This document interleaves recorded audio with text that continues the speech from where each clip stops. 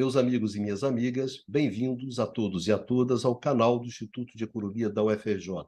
Eu sou Ronaldo Bicário e esse é o Conversas sobre o Mundo Contemporâneo. No programa de hoje, nesse Conversas número 70, nós gostaríamos de conversar com vocês exatamente sobre a última reunião do G20. O G20 que reúne países desenvolvidos, países emergentes. A 18ª reunião foi em Nova Delhi, na Índia, e apontou uma série de coisas bastante interessantes. Você teve tratados como tratados sobre combustíveis, os posicionamentos em relação à guerra, a discussão eterna sobre ampliação do Conselho de Segurança da Índia, da ONU, mas principalmente o que se teve de bastante interessante foi o papel de dois países emergentes, a Índia e o Brasil. E é justamente sobre essa reunião do G20 e justamente a posição de Brasil e Índia dentro desse jogo internacional, na verdade, aquilo que pretende esses dois países, e que no G20 ficou bastante claro, muitas vezes apontando determinadas convergências entre esses dois países, é que a gente gostaria de conversar com vocês hoje, nessa nossa mesa redonda, tradicional, de professores do Instituto de Economia da UFRJ, que discutem os grandes temas, as grandes questões desse mundo contemporâneo. Para isso, estamos hoje aqui, professor Luiz Carlos Delorme Prado. Tudo bem, Pradinho? Bem, prazer estar novamente aqui. Vamos continuar, né, a nossa discussão do programa passado, né, que foi justamente sobre os BRICS, né, e agora estamos em outra reunião internacional, mais uma vez, Brasil, Índia, enfim, esses dois países atuando nesses fóruns internacionais. Valeu, Pradinho. Eduardo Bachan, tudo bem, Bachanzinho? Tudo bem, Bicalho? Vamos lá.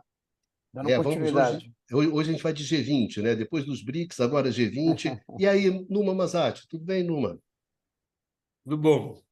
Programa interessante hoje. Eu espero. O último foi bastante interessante, eu gostei bastante, né? Espero que esse também seja. Bom, e que o pessoal que assiste a gente também goste, né? Bom, antes de começar, lembrando para vocês que vocês podem assistir, vocês podem ouvir esse programa no formato de podcast, que vocês encontram em todos os tocadores aí, Deezer, Spotify, enfim, tudo mais, no canal IE-UFRJ. Então, nesse podcast, vocês encontram lá os programas do canal do Instituto de Economia, e entre esses programas, o nosso Conversas sobre o Mundo Contemporâneo. Bom, começando o jogo, Pradinho, como sempre, você, o nosso decano, começa. Vamos lá. Olha só, em primeiro lugar, explicar um pouquinho para quem está nos ouvindo o que é e como é que se originou o G20. O G20 se origina depois, ao final da década de 90, quando é montado um grupo para discutir um pouco as consequências das crises financeiras internacionais que ocorreram, principalmente depois que ocorreram as crises na Ásia, ao longo da década de 90. Originalmente, era um grupo que reunia principalmente os bancos centrais. A partir de 2008, ele tomou um formato diferente e passou a ser uma reunião com encontro de chefes de Estado.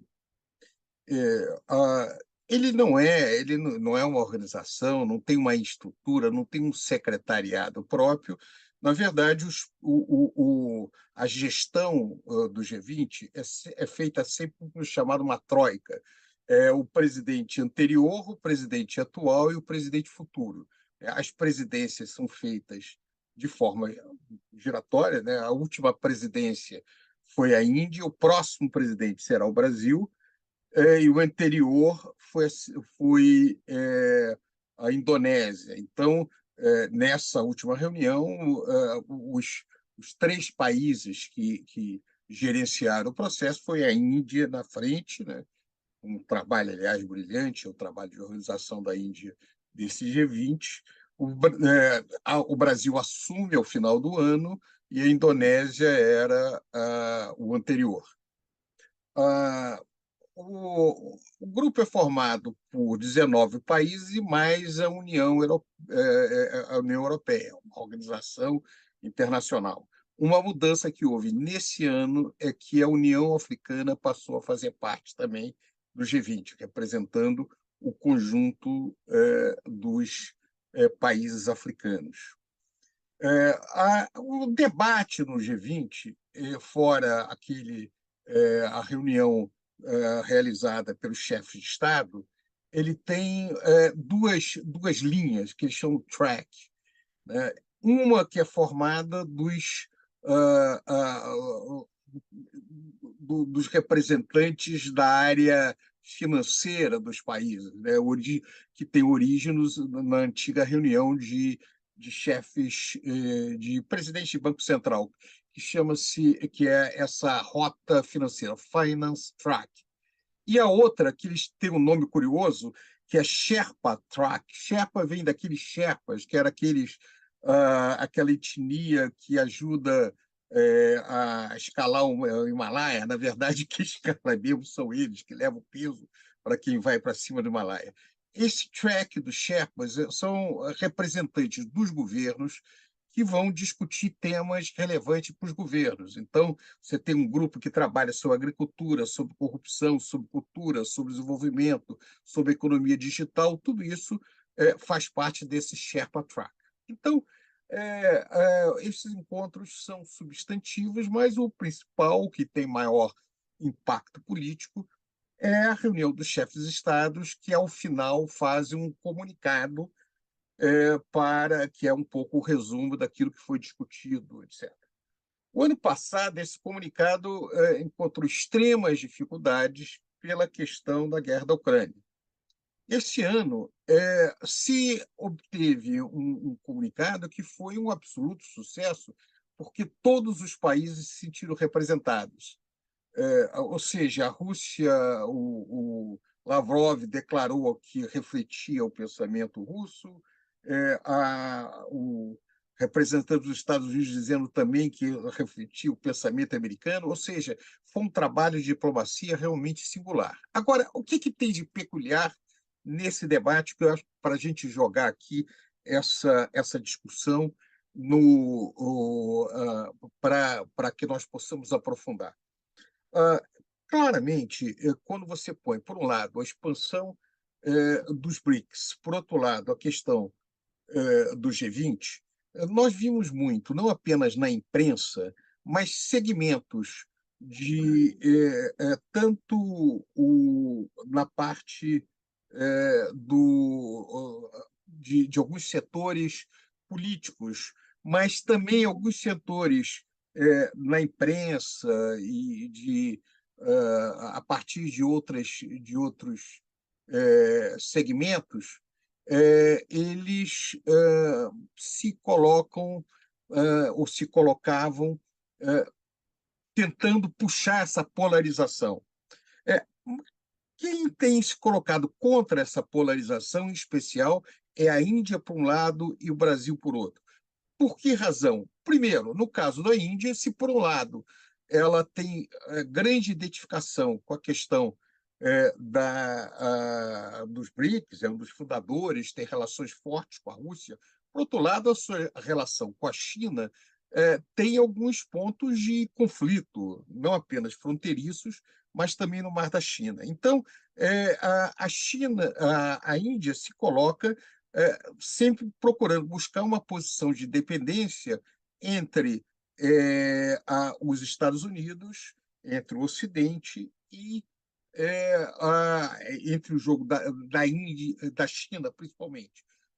Então, ela busca uma posição não de confrontação no G20 e no BRICS, mas de abrir espaço para poder conviver entre esses dois polos.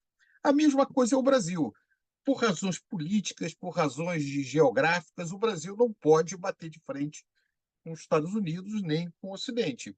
Fora o fato de ser um importante mercado para o Brasil, não há coesão interna para o Brasil se afastar dessas relações. Por outro lado, o Brasil é fundador dos BRICS, tem interesse, e sempre foi um ator global, e tem interesse também de não se submeter à agenda do Ocidente. E, da mesma maneira, ele não adere de maneira crítica a uma agenda alternativa. Então, o que eu vejo muito interessante é o jogo político desses dois atores e as respectivas agendas econômicas. O que é interessante? O Lula assume a presidência do G20 agora, final do ano. O próximo ano, então, a reunião do G20 será no Brasil. Nos BRICS, o Brasil pediu para fazer uma inversão de agenda. Ele seria também, em 24, o presidente dos BRICS, e a reunião dos BRICS seria no Brasil. Depois seria a Rússia. Ele pediu para inverter. Então, a Rússia vai assumir a presidência em 2024 e o Brasil assume em 2025. Ou seja, o Brasil terá um papel-chave nesse processo em 2024, como presidente dos BRICS, e a reunião será no Brasil, e 2025, dos BRICS, do G20, a reunião será no Brasil, e 2025, com a reunião dos BRICS. Então, o Brasil será um ator-chave sob a liderança do Lula, que tem uma capacidade muito grande de articular internacionalmente, e com uma agenda defendendo a reorganização, principalmente das organizações que têm implicações do ponto de vista econômico da ordem mundial. Fora, obviamente, a questão das Nações Unidas, que todos os atores sabem que não será simples, mas uma das demandas que coloca, tanto no caso da Índia como do Brasil, é uma influência maior em organizações internacionais como o Banco Mundial, como o FMI, e uma discussão relevante na agenda econômica internacional. Então, eu ponho isso como ponto de lançamento e aí a gente discute posteriormente nesse processo. Valeu, Prado. Numa, começar a botar você aqui na roda sobre essa discussão do G20, essa discussão sobre o papel, principalmente desses dois países, né? A Índia e o Brasil, dentro desses enfrentamentos, né, geopolíticos, econômicos, que são bastante animados nesse mundo contemporâneo, né? O Brasil e a Índia, com um papel muito particular dentro desse jogo, que não é um papel fácil de ser executado, né? A propósito. É isso aí, Numazinha. Vai lá, vai fundo. Bom, como foi já colocado pelo Luiz Carlos, de facto a gente vê esse eixo sendo criado em volta de uma preocupação pragmática, né, em relação, enfim, de ressonância, de conquista de espaço no sistema internacional e, na verdade, uma espécie de ressurreição, né, no alinhamento, que é encarnado pelo Brasil e pela Índia. Do ponto de vista indiano, na verdade, uma tradição, né,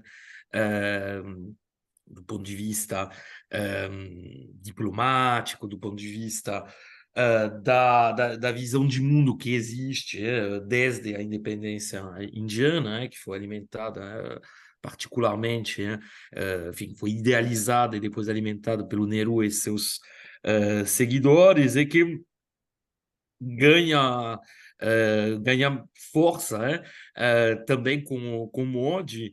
E nesse sentido, acho que a gente já comentou em inúmeros programas essa tendência à polarização, a criação de dois grandes polos mundiais, né? Um liderado pelos Estados Unidos e outro pela China, do ponto de vista econômico, e do ponto de vista mais geopolítico, a gente poderia inserir, obviamente, ao lado da China em uma posição mais antagônica ainda, como é demonstrado pelos recentes conflitos, a Rússia.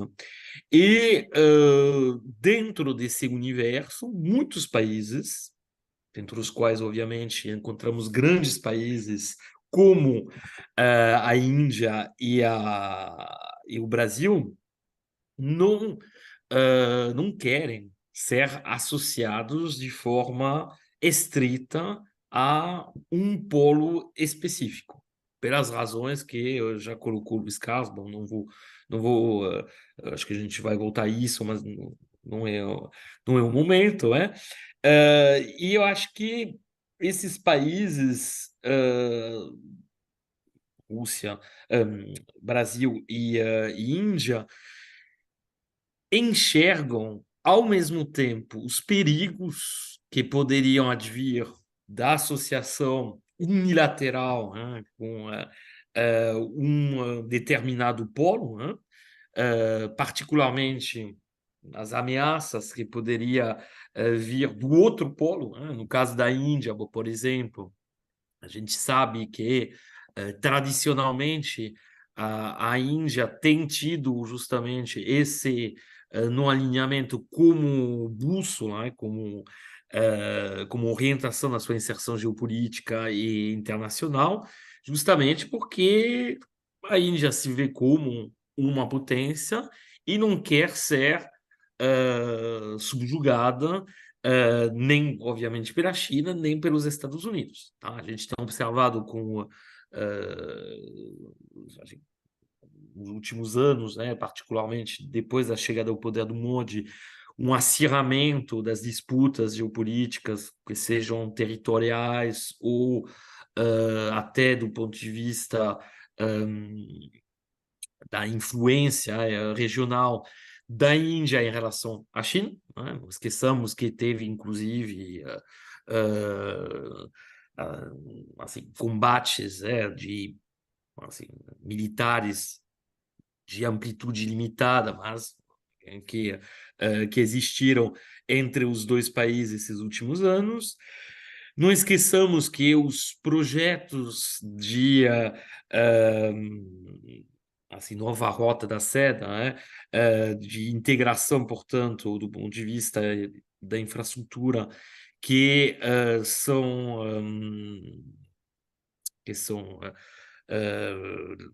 realizados pela China, que são projetados pela China, colocam também a Índia numa posição mais escanteada, né? Tanto em termos de protagonismo, quanto regional, quanto também em termos de inserção mais global.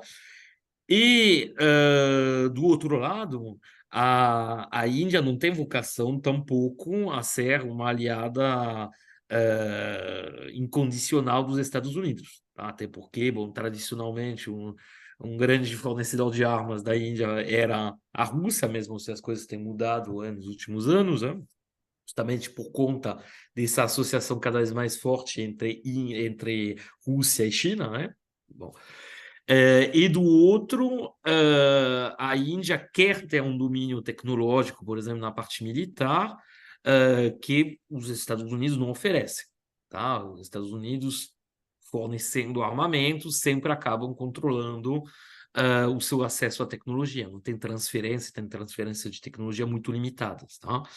Então, a Índia pretende justamente ter um destino próprio, pretende tentar preservar.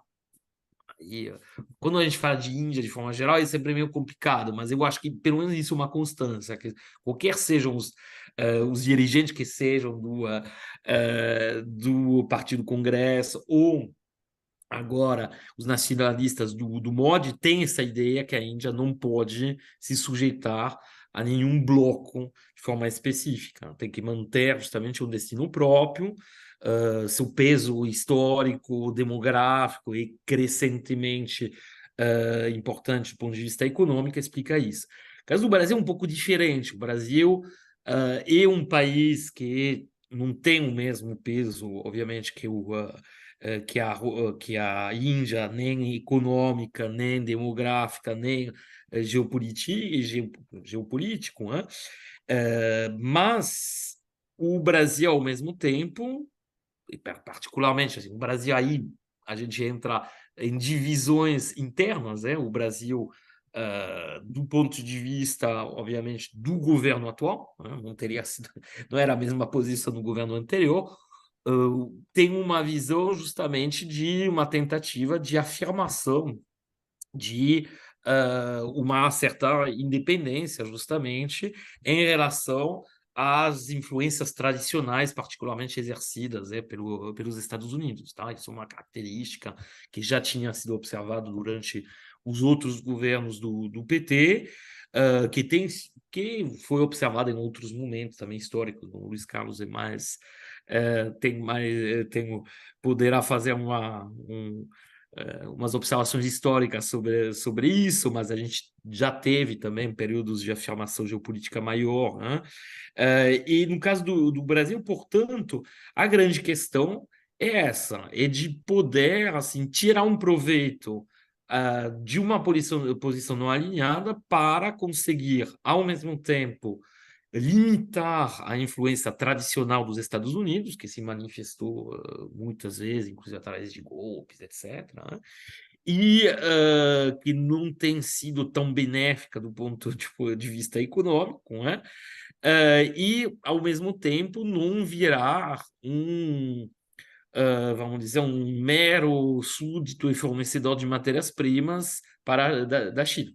Ou seja, tentar, também tem entrando na questão econômica, tem uma questão de afirmação também de uma estratégia nacional de desenvolvimento econômico, de desenvolvimento industrial, que não seria possível ao aceitar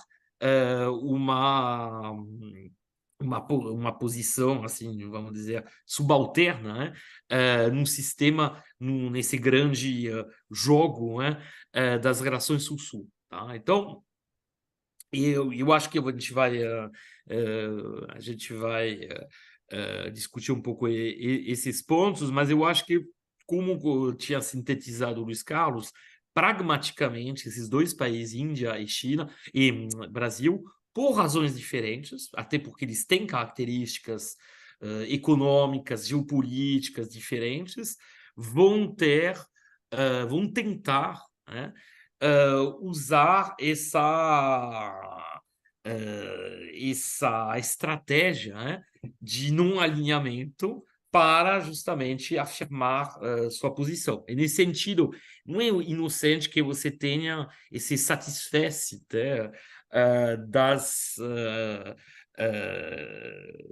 assim, dos dois grandes polos, né? Estados Unidos de um lado, China do outro, né? Em relação às conclusões aos textos, a declaração final, né? desse encontro do G20, que, bom, na verdade, vai virar meio o G21, né? Porque tem sido decidida a integração também da União Africana, né? Como membro, mas mesmo assim ainda não está muito claro do ponto de vista operacional como isso vai se dar, mas enfim. Então, eu acho que esse é um ponto, porque isso mostra o sucesso da estratégia, porque no final das contas, não é que ninguém ficou muito satisfeito na essência. Os Estados Unidos, por exemplo, queriam que tivesse uma denúncia por parte do G20, como tinha sido feito o ano passado, de forma não muito contundente, mas mesmo assim estava presente na declaração final. Então, uma denúncia da posição, da guerra e da responsabilidade suposta da Rússia em relação ao conflito com a Ucrânia. Tá? Ao mesmo tempo, a Rússia não queria que seja feita nenhuma menção, então cada um ficou assim teve que aceitar um certo compromisso. Tá? Acho que o único muito infeliz em relação a isso foi, pelo jeito, o presidente ucraniano Zelensky, que denunciou justamente esse texto final. Então, o que a gente vê é que, na verdade, o polo China-Rússia de um lado e o polo ocidental liderado pelos Estados Unidos do outro demonstraram que realmente eles estão numa estratégia de justamente de tentar atrair as boas vontades desses países, particularmente Brasil e Índia, que navegam de um lado e de outro, e que, portanto, tem essa estratégia de não alinhamento. Então, isso talvez essa reação positiva, apesar de não satisfazer assim, do G20, não satisfazer exatamente as aspirações de cada um dos polos, né? Mostra que a estratégia de não alinhamento do Brasil e da Índia parece bem sucedida. Obrigado, Numa. Bastião, vamos trabalhar, Bastião. Vamos lá, Bicalho. É que esse pessoal fala muito.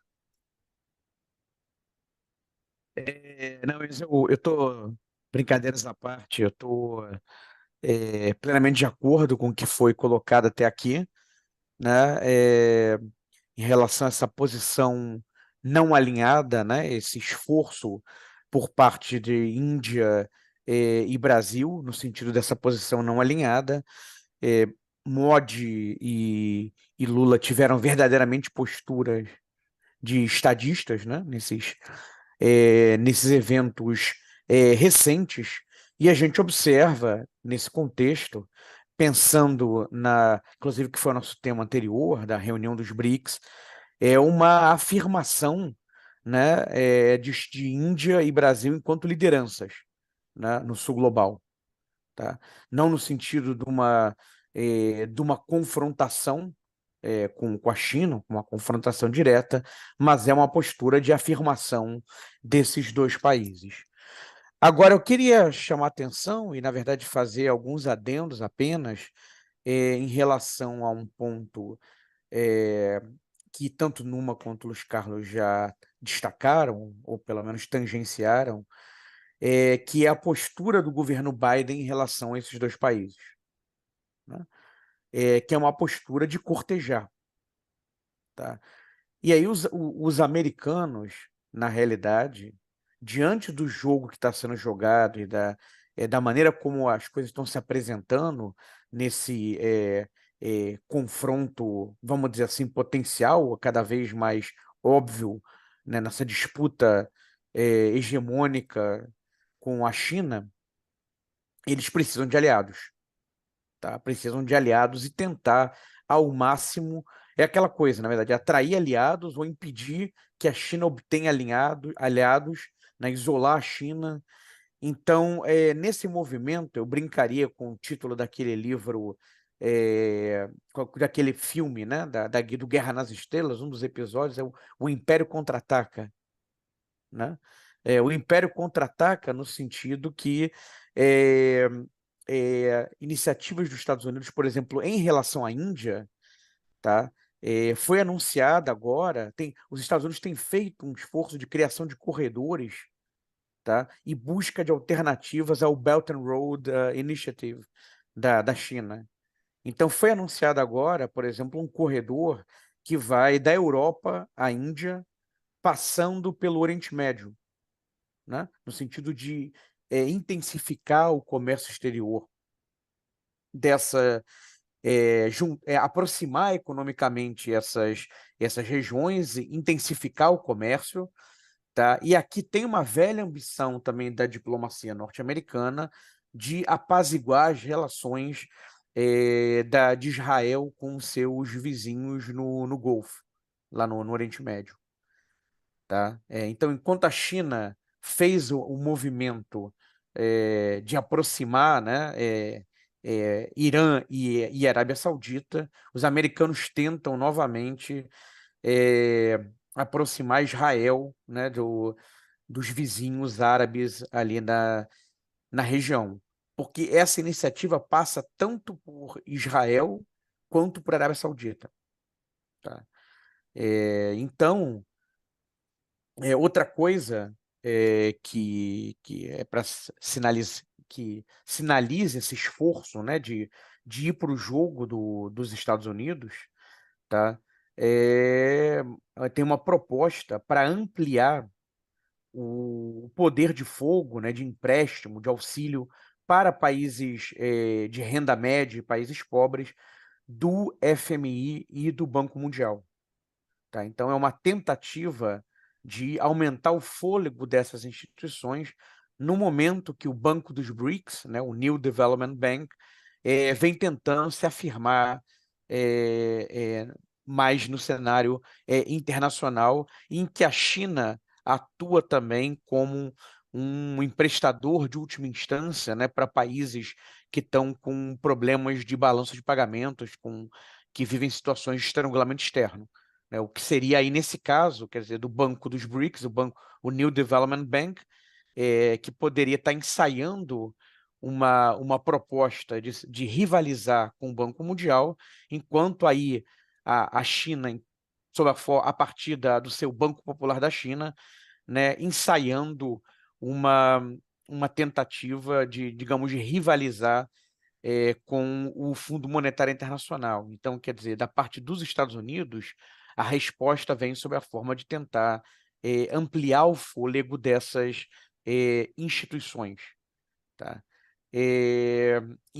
Enfim, acho que de uma maneira geral, esse é o ponto, né? Quer dizer, uma postura apaziguadora em relação ao Brasil, né? O esforço foi no sentido de encontrar agendas comuns, pontos em comum. O Luiz Carlos chamou atenção para a questão lá do tema do trabalho, né? O Biden, né? O Lula é um sindicalista, né? Originalmente um operário, né? Sindicalista, e o Biden se apresentou, quer dizer, como o presidente mais favorável, mais simpático aos sindicatos ou da história dos Estados Unidos, ou enfim, pelo menos das últimas décadas.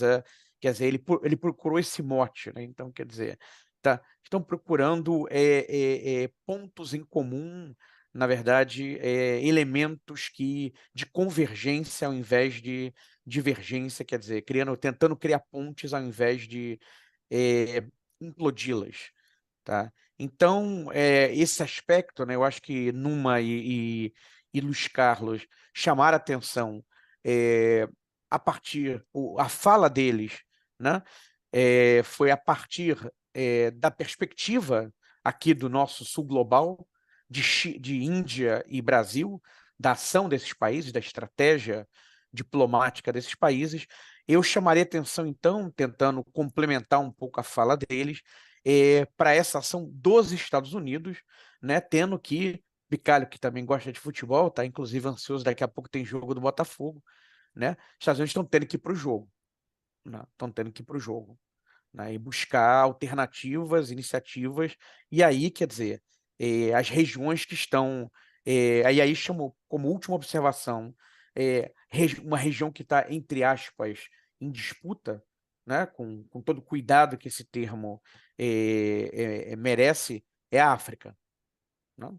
A África é um ponto também aqui que merece ser destacado nessas disputas China-Estados Unidos, ou China e Europa e Estados Unidos. Mas acho que para começo de conversa é isso, Bicalho. Então, queria só acrescentar alguns pontos. Acho que Numa e Luiz Carlos já tinham feito dando um panorama muito bom do que está em jogo aqui. Obrigado, Baixa. Pradinho, você pediu a palavra para fazer alguns comentários sobre esses pontos? Eu quero só chamar a atenção um ponto.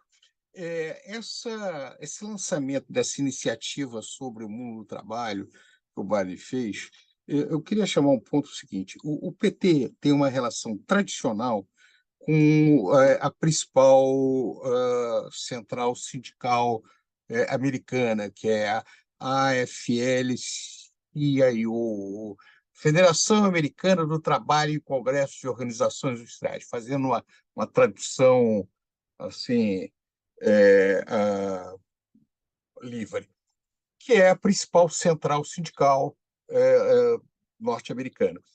O Biden ele está numa eleição difícil e ele precisa o apoio de sindicalistas. Então, não é trivial aproximar do Lula, porque o Lula tem uma boa passagem nessas centrais sindicais.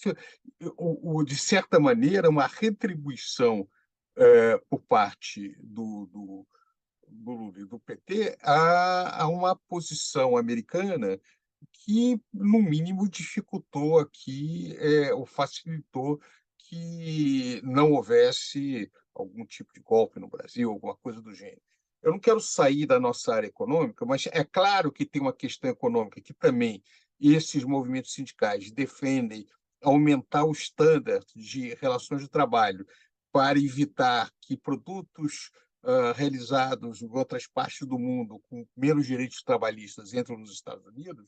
mas também tem uma razão política nesse processo de aproximação. Mas o que eu quero chamar a atenção, o Brasil, quando você pega agora, pega o último relatório sobre investimento externo internacional.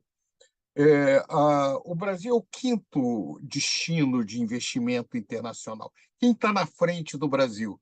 Estados Unidos, de recipiente, né? China, Singapura, Hong Kong, que é China, e depois entra o Brasil. O Brasil, portanto, é um dos. Pega entre os países em desenvolvimento, já que a China não é mais em desenvolvimento, seria o primeiro destino de investimento internacional.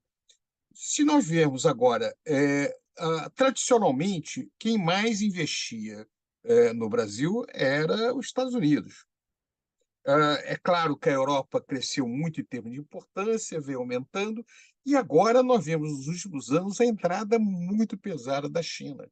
A China já tem um estoque de investimentos externos no Brasil, principalmente na área que até o Bicalho certamente pode falar mais, que é energia renovável, que é muito grande no caso brasileiro.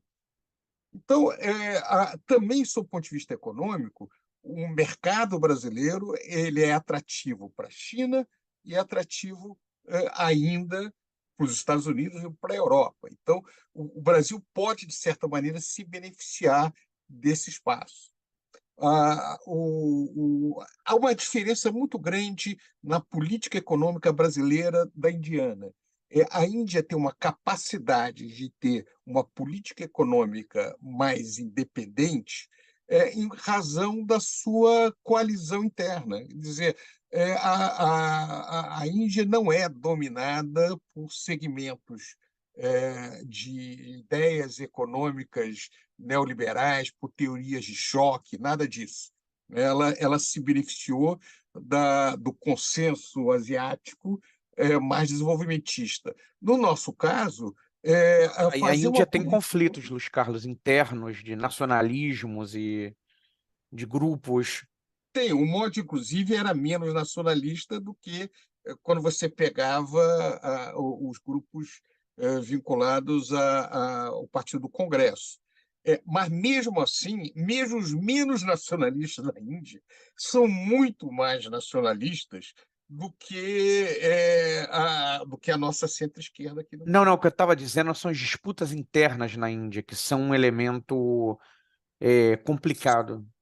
Claro, claro, você tem isso, e veja, o Modi, quando você analisa ele, o papel da China, ele é um governo conservador, nacionalista, sob o ponto de vista do hinduísmo, tem uma série de questões internas que eu acho que já entra para um espaço um pouco fora da nossa praia. O que eu estou dizendo é que, sob o ponto de vista estritamente econômico, eles conseguiram avançar, por exemplo, na área de fármacos de uma maneira que nós nunca conseguimos. Eles conseguiram desenvolver tecnologia aeroespacial que nós não chegamos nem próximo disso. A nossa ficou parada lá atrás, depois daquele desastre lá Alcântara. em Alcântara. Nós não avançamos muito pouco. Nós avançamos muito pouco no projeto do submarino nuclear. Quer dizer, continuamos avançando, mas muito pouco. A Índia, que tem uma economia, hoje é maior que a brasileira, mas ela não é dramaticamente maior, ela avançou muito mais dentro dessa área. Pesquisas de ponta, a Índia está na frente do Brasil. Ou seja, a Índia consegue uma capacidade de fazer uma agenda desenvolvimentista maior, muito maior que o Brasil consegue. Era mais parecido com o que tinha o Brasil antes da virada neoliberal dos anos 90. Então, o que eu chamo a atenção é que essa eu acho uma diferença importante entre os dois polos. Por outro lado, o Brasil vem avançando muito na área de agrobusiness, não tenha dúvida, se transformou o maior exportador, como eu já comentei aqui no passado, em milho, em algodão, em praticamente várias áreas que antes, inclusive, os Estados Unidos era o maior exportador mundial. Mas na área industrial, nós ainda temos uma grande questão aí pela frente. Em contrapartida, o Brasil, por exemplo, joga pelo fato de ele não aderir à posição americana com a Huawei chinesa, por exemplo. o Brasil aceita os investimentos em 5G da Huawei. Ele não entra na questão americana de retaliação, nem na questão da guerra com a Rússia, nem com a China. Ou seja, há um espaço considerável, no caso brasileiro, para se avançar dentro disso. E se nós conseguirmos mudar um pouco também, no caso brasileiro, a visão retrógrada na área de políticas públicas, e também, mesmo que a gente avance um pouquinho mais, nós temos um espaço aí para aproveitar nesse mundo em transição, né? Um mundo multipolar beneficia muito países como o Brasil, como a Índia. O que eu chamo a atenção é que o Brasil é mais vulnerável que a Índia, por razões internas e por razões externas também, que é a nossa posição hemisférica muito próxima dos Estados Unidos. Numa,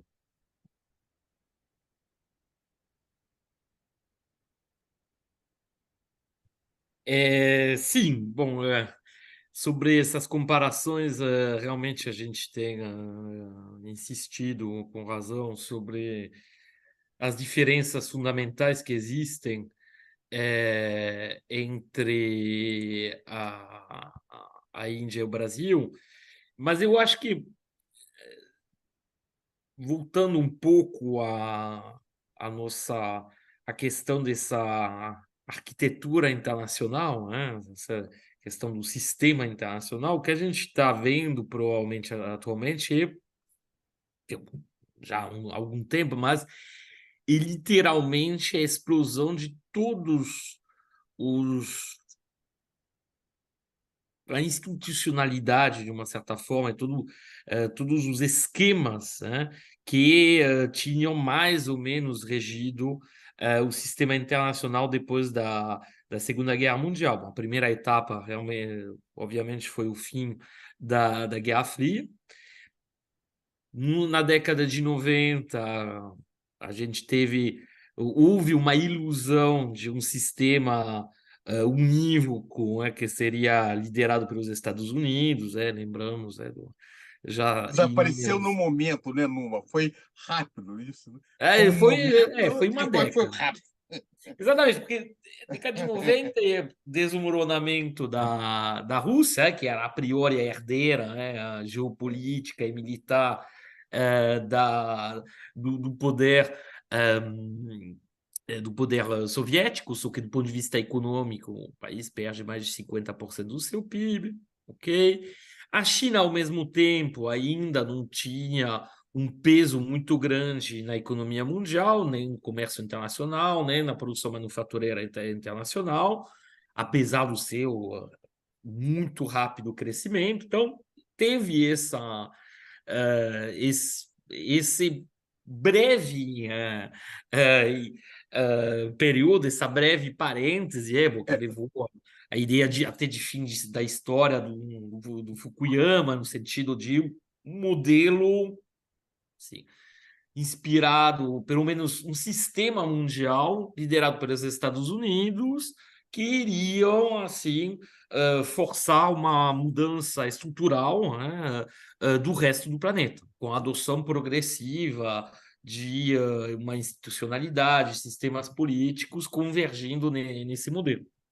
O que a gente está vendo agora é, na verdade, assim, ao mesmo tempo em que você tem uma grande convergência do ponto de vista econômico, depois dessa grande divergência econômica que tinha seguido a Revolução Industrial a partir de 1820, e até, vamos dizer, justamente até as experiências desenvolvimentistas do pós-Segunda Guerra Mundial, bom, com países da periferia, particularmente na Ásia, mas não só, que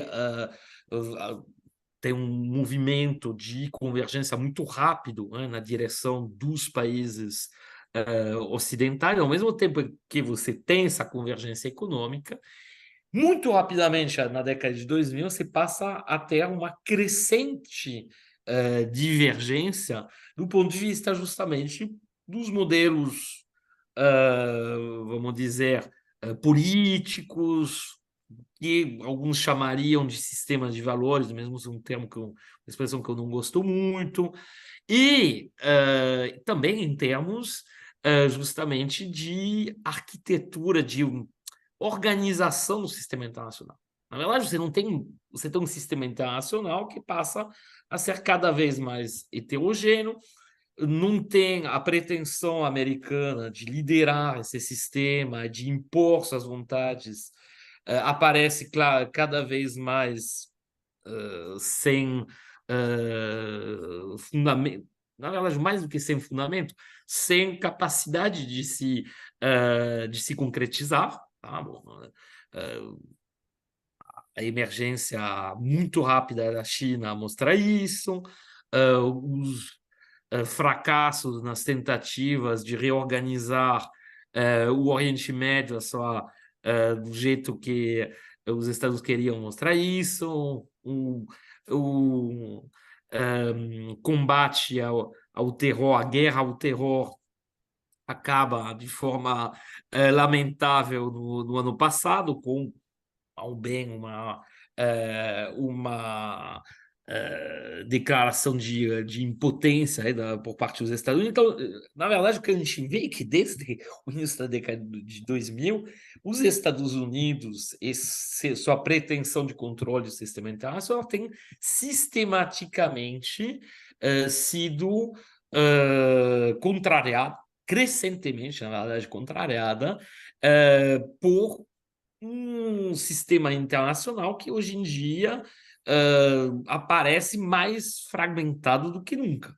Desde que essa ideia de sistema internacional, portanto, depois da criação das nações, apareceu. Então, na verdade, além de ser, obviamente, um período, uma época muito interessante pelos estudiosos, você tem, de fato, uma mudança que está acontecendo. Aí, como sempre, e você não tem realmente você pode, obviamente, recorrer sempre a exemplos históricos para tentar analisar, é sempre importante contextualizar isso, mas tem um precedente, tá? Muito claro, e, portanto, o que a gente vê, na verdade, é que essas dinâmicas elas vão levando a essa polarização da qual já falamos muito, mas, ao mesmo tempo, elas vão levando ao surgimento de um grupo de países que, olhando até as experiências, aí sim, um exemplo histórico interessante, as experiências do período da Guerra Fria, com todas as diferenças que existem entre em relação particularmente à natureza dos sistemas políticos defendidos no período da Guerra Fria, mas que vê num exemplo, num alinhamento, algo a seguir. Ou seja, a ideia é muito pragmática de vamos justamente não aderir a um bloco em particular e vamos, assim, para cada questão, em função do nosso interesse, nos aproximar de um bloco, depois nos aproximar do outro bloco, e sempre, na verdade, usando, como o Eduardo falou, essa vontade que cada bloco, China, Estados Unidos, assim, tem de seduzir, entre aspas, os não alinhados para obter simplesmente vantagens, para obter concessões, no caso de relações de força, etc. Então, na verdade, a gente tem que se preparar a essas ações se multiplicarem. E muito interessante aí, bom, depois passar a palavra para os outros, ver que o MOD, ao cooptar a União dos Estados Africanos, justamente entra nessa questão, nessa disputa geopolítica já mencionado pelo Eduardo. Porque até então, a gente já comentou isso em programas passados, tinha muito essa ideia, bom, ok, tem um Ocidente que, pelo seu passado colonial, pela exploração que manteve depois do período colonial, bom, hoje em dia está sendo meio expulso da África, tá? E do outro lado, um avanço claro da China, como, aliás, em outras regiões do mundo, mas do ponto de vista comercial, através da assinatura também de acordos de construção de infraestrutura, de acordos de integração, eventualmente, também do ponto de vista produtivo. A gente tem vários exemplos aqui que ficam muito claros desse ponto de vista. Então, só que, na verdade, eu acho que tem mais um elemento que está entrando, é que a China, a Índia, desculpe, e o Modi fez questão, para ele, inclusive, nas declarações que ele deu posteriormente ao G20, ele fez questão de dizer que um grande evento para ele, um projeto grande que ele carregava, era justamente trazer o espaço africano para as discussões do G20. Tá? E não não um país isolado, como o Egito está no G20, então você poderia dizer, bom, ok, já tem o G20, a África já é representada dentro do G20. Não, é a ideia de uma representação coletiva, tá? E provavelmente, enfim, nas declarações, depois a gente pode, obviamente, sempre colocar, sempre comentar a diferença entre discurso e realidade, mas com a ideia, com o objetivo, justamente, de puxar cada vez mais países do sul global, dentro deles, obviamente, os países africanos, para essa estratégia de não alinhamento, ou seja, na verdade, tentar um movimento comparável ao que teve com o movimento dos não alinhados, quando teve as grandes reuniões promovidas pelos líderes não alinhados. Bom, Bandung por exemplo, é um marco temporal desse ponto de vista.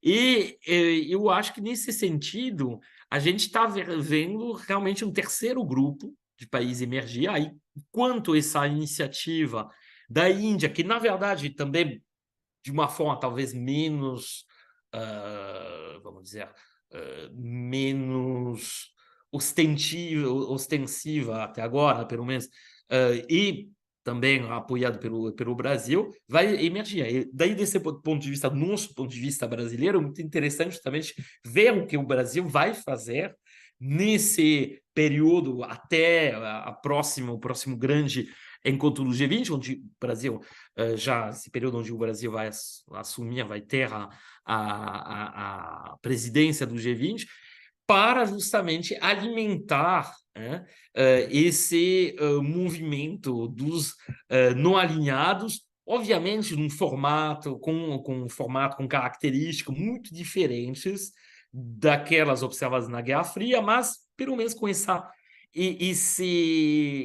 acho que com pelo menos a ideia assim, idêntica àquela do período anterior, que é de não aderir de forma incondicional a nenhum dos dois blocos. Porque, no fundo, é uma briga na qual, por muitos aspectos, os países do Sul não têm, do Sul global, para usar a expressão consagrada, não tem tanto interesse em entrar, porque isso significa se expor a medidas de retorção, a punições diversas e variadas, que obviamente vão depender do bloco com o qual você entraria em confronto, tá?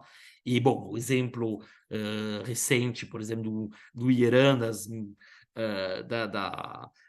das medidas que foram tomadas pelos Estados Unidos e seus aliados contra o Irã, também mostra que, mesmo enfraquecido, esse polo ocidental ainda tem muita capacidade vamos dizer, de criar problemas para seus antagonistas, os países antagonistas. E não esqueçamos que, bom, nem todos os países têm a força e o poder de barganha e a capacidade de autonomia, do ponto de vista tecnológico, geopolítico, etc., que tem a China. Tá?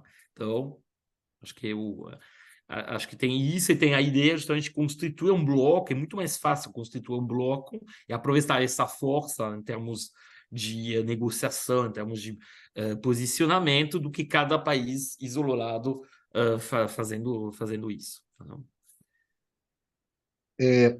Bom, gente, a gente já tem aqui quase 1 hora de programa, então vou encaminhando aqui o final, mas antes gostaria de colocar a seguinte questão. É, só um comentário, né, Numa? Acho que o único país africano no G20 é a África do Sul, né? O Egito está acho que nos BRICS, se não me engano. Ah, sim, sim, sim, Né? sim. Você entrou Fica no num. atalho. Tá, sim, É, sim. uma outra coisa é o seguinte, Prado, nessa busca de você tentar justamente romper com a forte polarização existente hoje, evidentemente que, por um lado, você estreita muito determinados espaços e, como disse o Numa, por outro lado, abre possibilidades também, né, em função da própria fragmentação. Eu gostaria, Prado, que você falasse como é que você vê o discurso do Lula na ONU dentro desse contexto da tentativa de romper com a polarização e abrir novos espaços e novas possibilidades. Para começar, eu acho esse discurso da ONU o melhor discurso que o Lula fez no exterior, se você pegar as 3 períodos presidenciais dele. É um discurso muito bem construído, muito hábil, colocando a natureza dos problemas que se apresenta agora.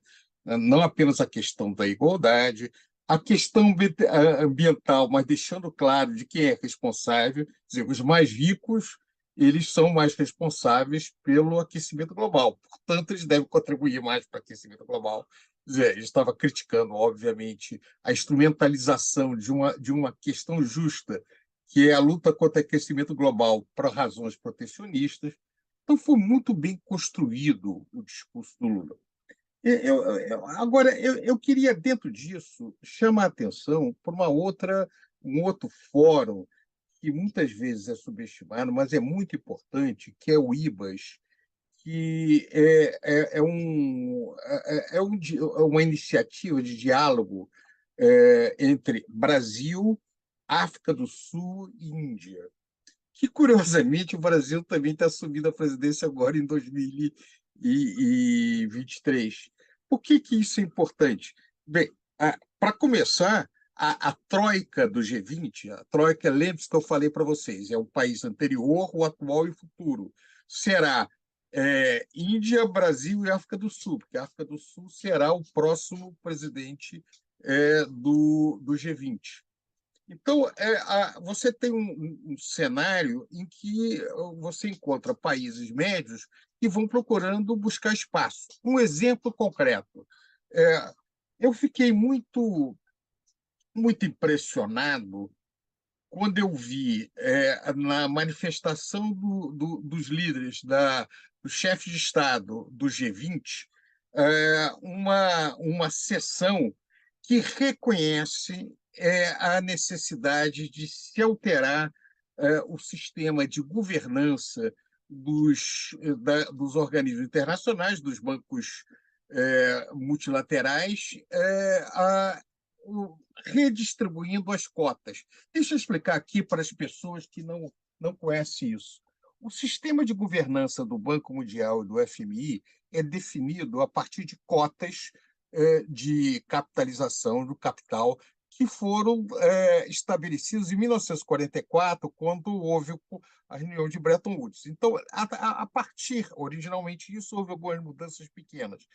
Os Estados Unidos e a Europa têm, na prática, poder de veto para praticamente tudo.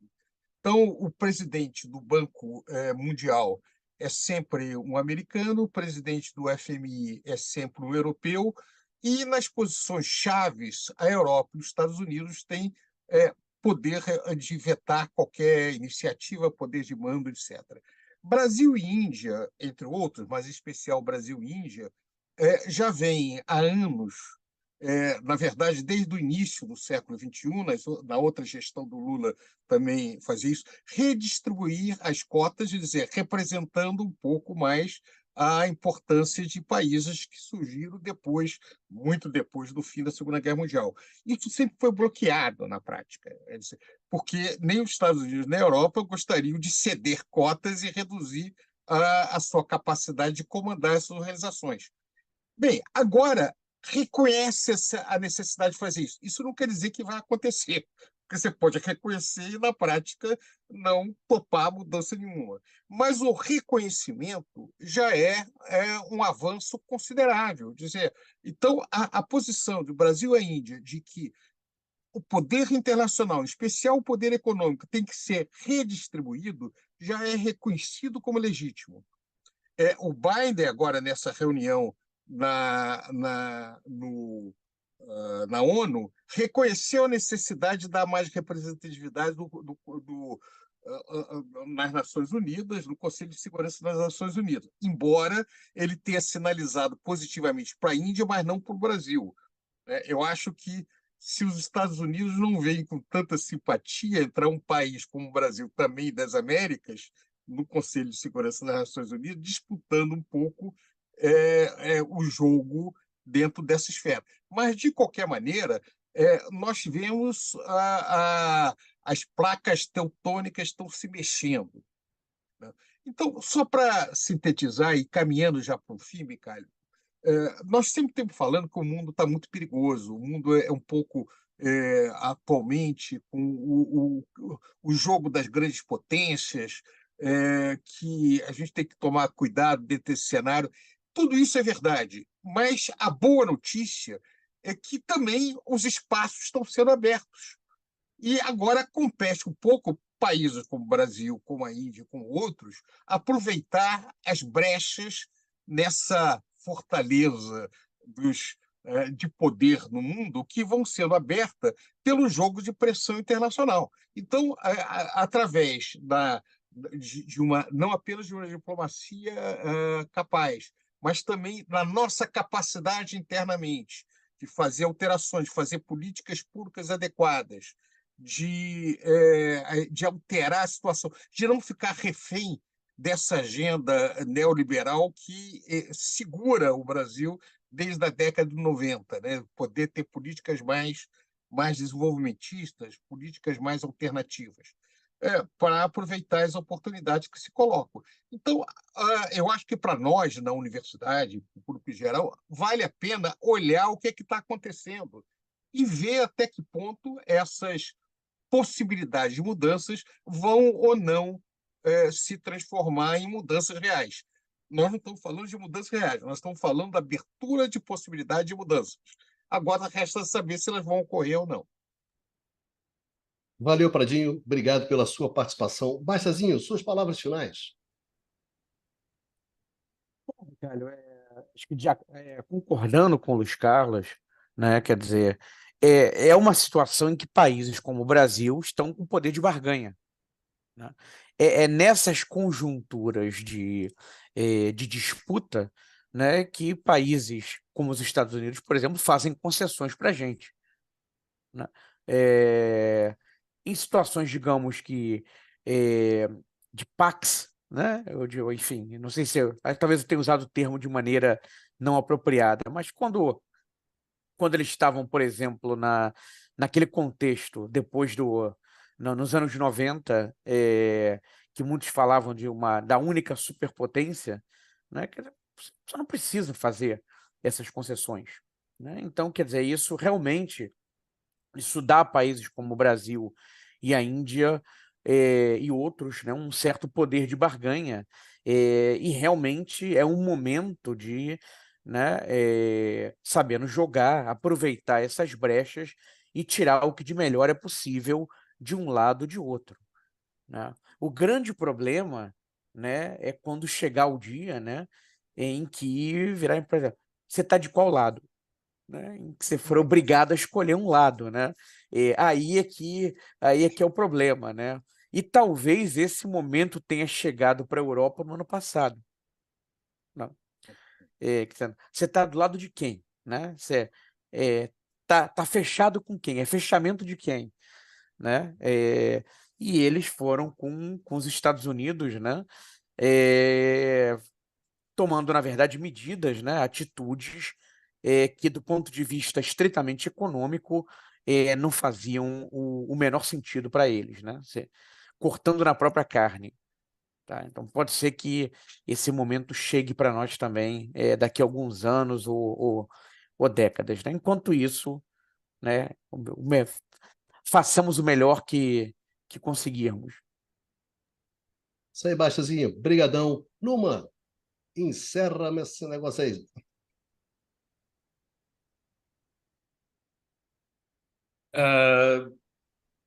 Enfim, eu acho que já falamos bastante hoje, teremos em outros programas a oportunidade de voltar a muitos dos temas tratados hoje, mas o que podemos dizer é que realmente a, é, usando a expressão que o Luiz Carlos colocou na sua fala, ou seja, essa mexida nas placas tectônicas que a gente tá vendo, a gente está realmente vendo uma espécie de cataclisma na forma de enxergar o sistema, a organização do sistema internacional e que seria chamado de relações internacionais, inclusive, provavelmente, assim, o uso de uma série de doutrinas, de abordagens comuns às relações internacionais, que sejam mais realistas, mais pós-modernas, tanto faz. Eu acho que, inclusive, tem que ser repensado, tá? Porque muitas vezes, assim, todo esse sistema de apresentação das relações internacionais, a forma com as quais os países se relacionam e também do ponto de vista econômico, foi o produto de uma organização do mundo que está, assim, para não dizer que está fortemente chegando ao seu fim. Tá? Então, realmente é complicado, na verdade, poder fazer julgamentos definitivos. Por quê? Porque você tem um grau também de interdependência entre as economias que faz com que, mesmo sim, no caso de países como o Irã, já citado, ou até nas relações econômicas com a Rússia, se os Estados Unidos, por exemplo, possam impor um corte total, um isolamento total desses países, mesmo se nunca é total, porque a gente sempre continua tendo relações mesmo, isso não é possível, por exemplo, com a China. Tá? Justamente estava lendo recentemente, semana passada, na verdade, um artigo sobre a dependência em termos de bens intermediários, seja de peças, componentes, particularmente na parte eletrônica, da Índia em relação à China. A China é o grande fornecedor, continua sendo responsável por, sei lá, quase 80%, né, desses bens intermediários na parte eletrônica. Então, na verdade, quando a gente fala de um antagonismo, por exemplo, entre Índia e China, de tensões crescentes, a gente vê que não é tão fácil quando a gente está falando do caso chinês. Da mesma forma, há essa interdependência que existe na parte financeira, monetária entre China e Estados Unidos, torna um cisma, um corte total das relações, uma exclusão recíproca desses países quase impossível, pelo menos por enquanto. Pode ser que um futuro mais distante tenha essa possibilidade. Então, na verdade, isso, a meu ver, é uma grande diferença entre o período ápice da Guerra Fria, onde você tinha dois blocos basicamente isolados um do outro do ponto de vista econômico, comercial, tecnológico. Já hoje em dia não é mais assim, tá? E, inclusive, bom, é interessante ver que bom, a Guerra Fria acabou justamente quando esse isolamento, particularmente na parte do bloco socialista, foi desaparecendo, né? Com a China justamente indo, voltando ao papel desequilibrador, né, da China, voltando, indo justamente para o bloco ocidental, com também uma dependência tecnológica, produtiva, cada vez mais comercial, até cada vez maior do ponto de vista da União Soviética. Bom, então, nesse sentido, eu acho que uma grande diferença, além das questões ideológicas, que eu já mencionado, é isso, que hoje em dia você tem um grau de integração em termos financeiros, em termos produtivos, em termos comercial, que é muito elevado. Tá? E desse ponto de vista, a posição da Índia e do Brasil, ela parece ser a mais sábia, né? Porque a Índia precisa da China do ponto de vista produtivo, do ponto de vista comercial. Precisa também dos Estados Unidos, do ponto de vista dos países ocidentais, do ponto de vista tecnológico, em termos também comercial para exportação, por exemplo, de serviços informáticos, etc. O Brasil, mesma coisa, tá? A gente, bom, ao mesmo tempo em que o sul global, e particularmente a China, se tornou destinatária principal das exportações de matérias-primas brasileiras, você tem antiguíssimas relações do ponto de vista produtivo e tecnológico e até, vamos dizer, acadêmico, entre o Brasil e os países ocidentais. Isso vê a quantidade e a posição que ocupam as multinacionais ocidentais no mercado brasileiro. Tá? Então, obviamente que isso torna as coisas muito mais complexas. Nesse sentido, análises, vamos dizer, mais tradicionais em termos de economia política internacional, relações internacionais mais realistas, que dizem, tem o Brasil, a China, a Rússia, além de ser meio problemáticas, porque, em geral, deixam de lado as componentes internas, tá?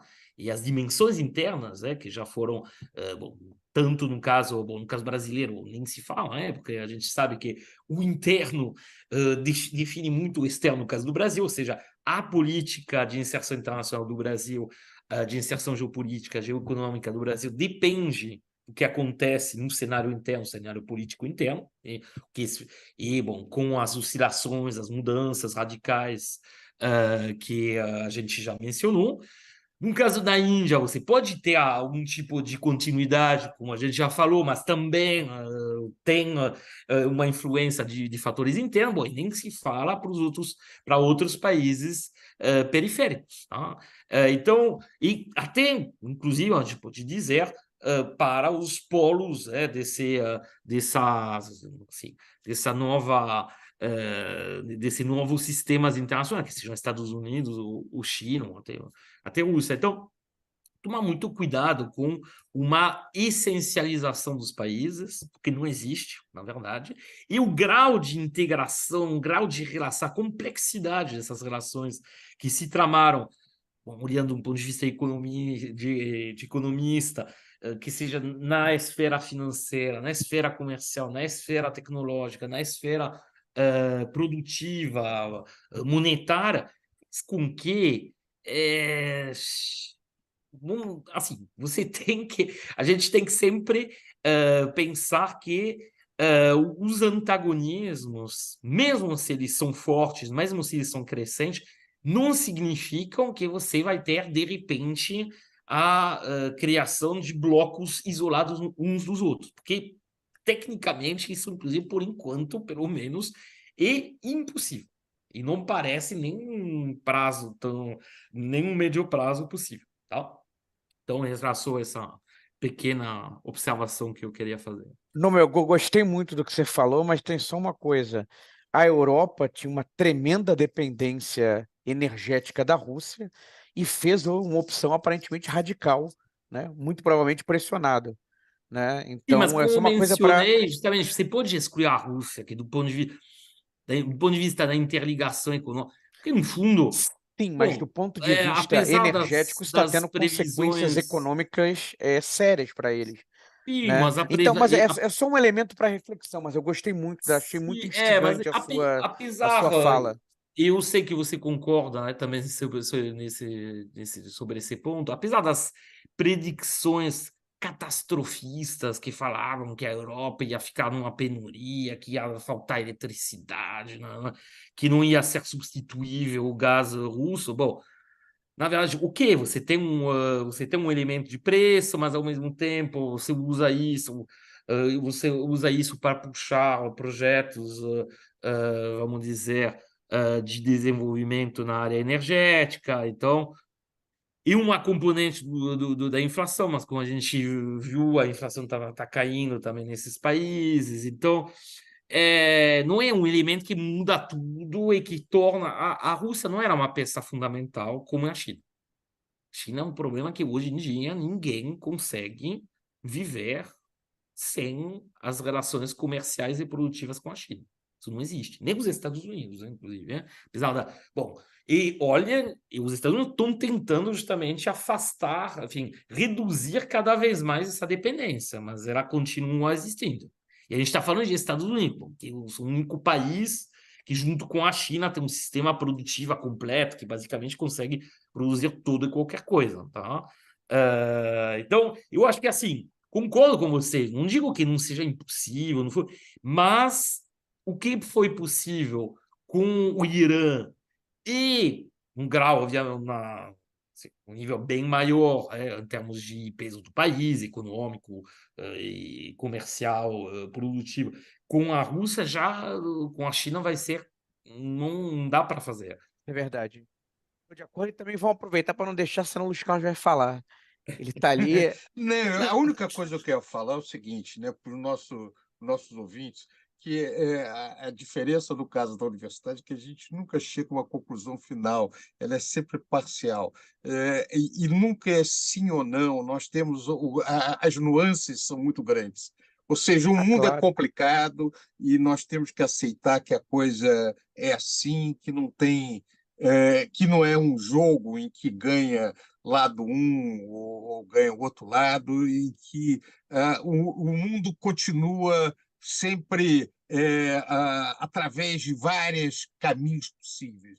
E por isso é legal, por isso é interessante essa nossa conversa, e por isso ela vai continuar. Está sem Bicalho, voz, você está Bicalho. mudo. Você está mudo, Bicalho. Você queria calar a nossa boca, estávamos falando muito, você que ficou sem voz. Eu Isso fiquei sem você quando voz. quando você foi interromper o Luiz Carlos, você não viu que você estava com o microfone desligado. Não, mas Ironia Podia do ter falado destino, né? mais. ironia Ironia do destino. mas Castigo. O Prado é bem comportado. Não, agora que a conversa esquentou, né, que pegou, etc. Mas, bom, já tem 1 hora e tanto de programa, 1 hora e pouco, então é bom a gente terminar. Até porque, como Conversas é um programa recorrente, né, um programa que você tem sempre, no mínimo a cada 15 dias, 3 semanas, então a gente sempre volta aos temas. Né? Esse já é o Conversa de número 70. Então, já temos bastante estrada, né, pelas costas, enfim, tem bastante coisas ainda para discutir, e fatalmente estamos um pouco condenados, né, a voltar a esses temas, etc., etc., até porque aqui não tem um caráter conclusivo, né, como colocou o Prado. Né? Nós estamos lidando com temas que são temas muito complexos, temas difíceis, temas, inclusive, de um mundo em profundas transformações, né, econômicas, tecnológicas, políticas, sociais, culturais. Então, a gente fala sobre esse caldeirão. Né? Então, seria até de uma pretensão, né, de uma infantilidade enorme, que a gente poderia ter essa posição definitiva. Né? Só que a gente fosse muito ignorante, muito estúpido, que a gente poderia fazer alguma coisa dessa. Como a gente tem uma inteligência mediana, né, razoável, a gente acaba reconhecendo as nossas dificuldades, as nossas dúvidas e as nossas angústias. Né? Porque, na verdade, o que a gente traz aqui sempre para conversar com o pessoal que acompanha a gente é justamente as nossas dúvidas. Né? A gente tem muito mais incertezas, dúvidas, do que certezas absolutas sobre para onde esse mundo vai. Né? A gente não tem a menor ideia. Tudo bem, mas é assim mesmo, faz parte do jogo. Bom, então agradecendo a vocês três por esse nosso debate de hoje, e principalmente os nossos amigos, as nossas amigas, né, que nos acompanham aqui no Conversas sobre o Mundo Contemporâneo, e a gente se encontra aqui no canal do Instituto de Economia da UFRJ, num próximo Conversas sobre o Mundo Contemporâneo. Vida que segue, se cuidem e vão em frente.